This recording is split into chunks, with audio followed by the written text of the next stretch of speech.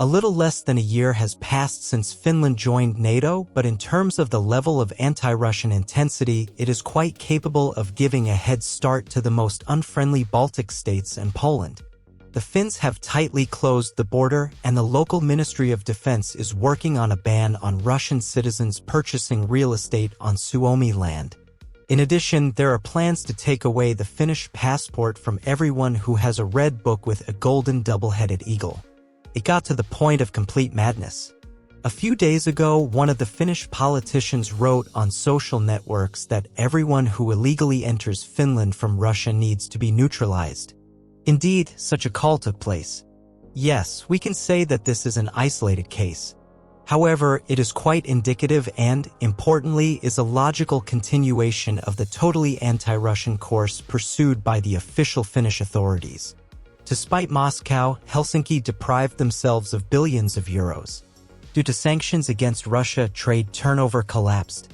A striking example is the cargo terminal in the city of Kouvola, which is called the first dry port of Finland, turned out to be unclaimed 6 months after the start of work.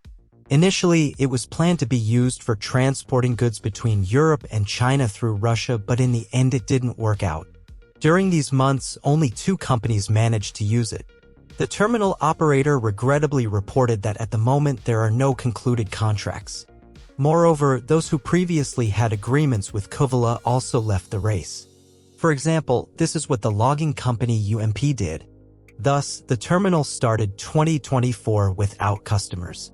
So, despite the fact that the pride of the logistics facility, worth more than 40 million euros, is the long loading platform onto which a freight train more than a kilometer long can be transported, there is little reason to use such an advantage. Yes, the Finnish authorities are trying to encourage that the terminal will be used for cargo transportation within the country, but Kouvola was originally designed specifically to serve the growing cargo traffic in the eastern direction. However, the terminal tragedy is only part of a larger picture.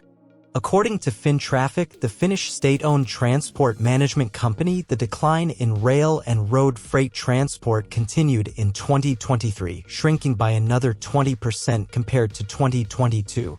The reduction in the volume of intensive transportation corresponds to the cessation of foreign trade with Russia and a decrease in production in industry and construction. FinTraffic accurately determines the cause of the crisis.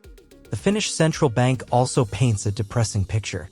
The latest report states inexorably the Finnish economy is in recession and recovery will be slow.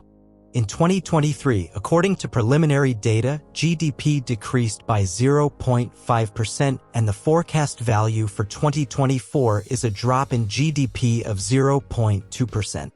At the same time, debts are growing by leaps and bounds. The Finns already have a fairly impressive ratio of external debt to GDP, 75%. For comparison, in Russia it is approximately 17%. Moreover, according to the Bank of Finland's plan, debt will grow by an average of more than 12 billion euros in the coming years, increasing to 81% by the end of 2026. The reason for this is the chronic budget deficit as well as weak growth of nominal GDP.